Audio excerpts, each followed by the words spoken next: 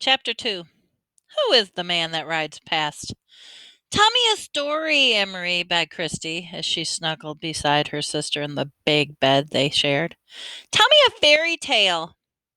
Emery smiled and wrapped her arms around her little sister in the dark. All Danish children grew up familiar with fairy tales. Hans Christian Andersen, the most famous of all tale tellers, had been Danish himself. Do you want one about the Little Mermaid? That one always had been Anne Marie's own favorite. But Christy said, no.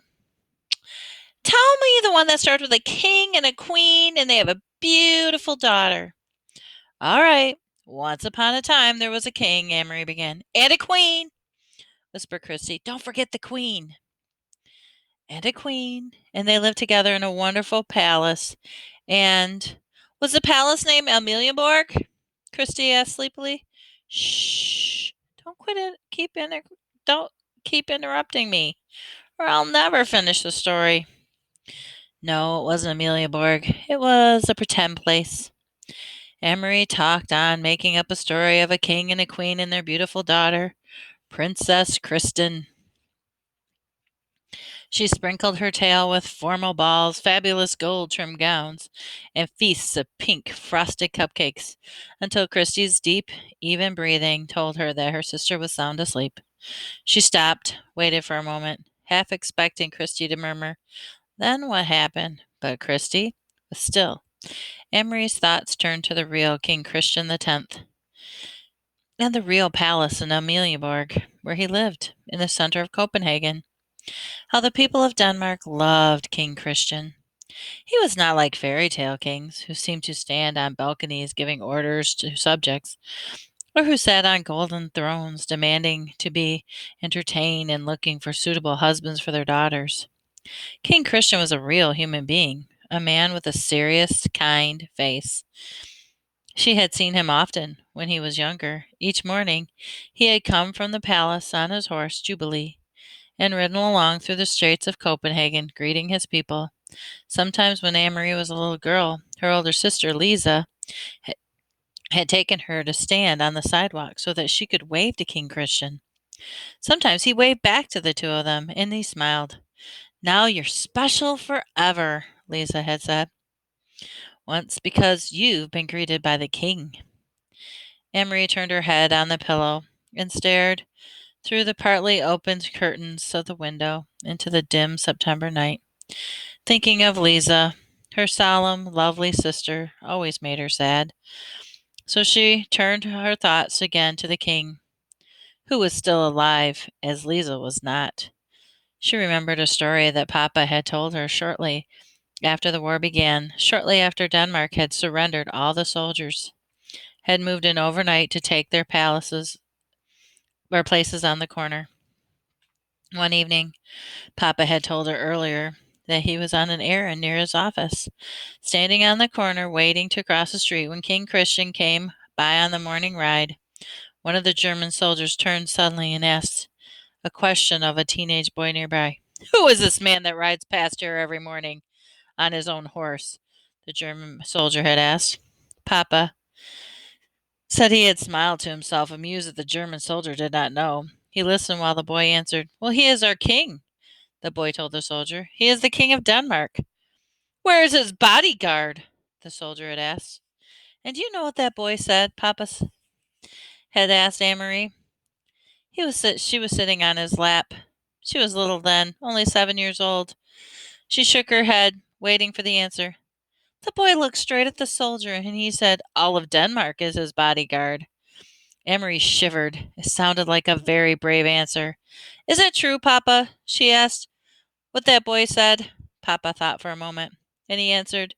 He always considered his questions very carefully before he answered them. Yes, he said at last, it is true. Any Danish citizen would die for King Christian to protect him. You too, Papa?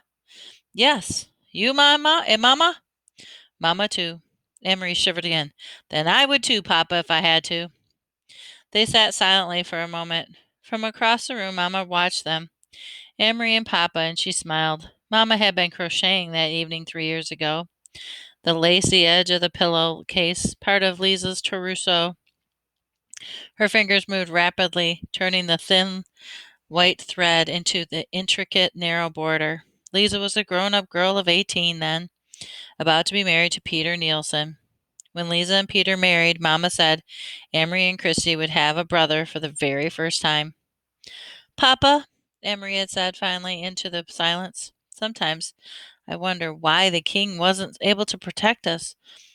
Why didn't he fight the Nazis so that they wouldn't come into Denmark with their guns?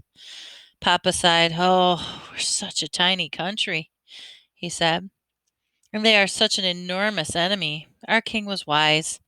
He knew how few soldiers Denmark had, and he knew how many, many Danish people would die if we fought. In Norway they fought, Amory pointed out. Papa nodded. They fought very fiercely in Norway. They had those huge mountains for Norwegian soldiers to hide in. Even so, Norway was crushed. In her mind, Amory had pictured Norway as she remembered it from the map at school, up above Denmark. Norway was pink on the school map. She imagined a pink strip of Norway being crushed by a fist. Are the German soldiers in Norway now the same as they are here? Yes, said Papa. In Holland, too? Mamma added, across from the room. And Belgium and France. But not in Sweden, Amory announced. Sweden was blue on the map, and she had seen Sweden, even though she'd never been there. Standing behind Uncle Henrik's house north of Copenhagen, she had looked across the water, the part of the North Sea which was called the Kattegat, to the land on the other side. This is Sweden you are seeing, Uncle Henrik told her. You are looking across to another country. That's true, Papa said. Sweden is still free. And now, 3 years later, it still was true.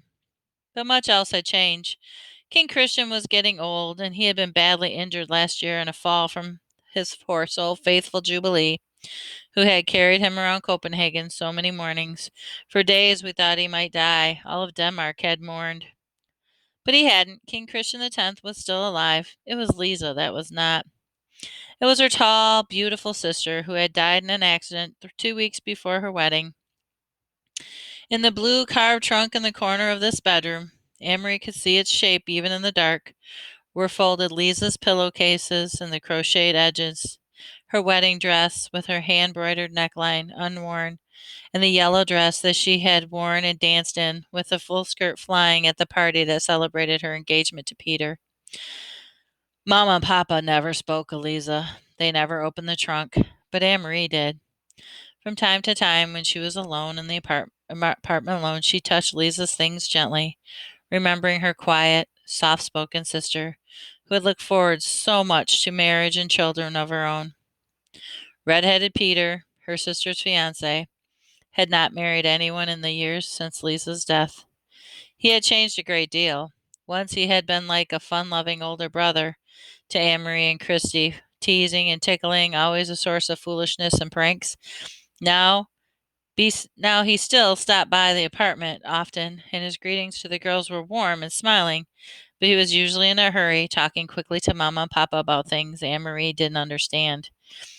He no longer sang nonsense songs that had once made Amory and Christy shriek with laughter, and he never lingered any more. Papa had changed too. He seemed much older, and often very tired and defeated. The whole world had changed. Only the fairy tales remained the same. And they lived happily ever after, Amory recited, whispering into the dark, completing the tale to her sister, who slept beside her, one thumb in her mouth.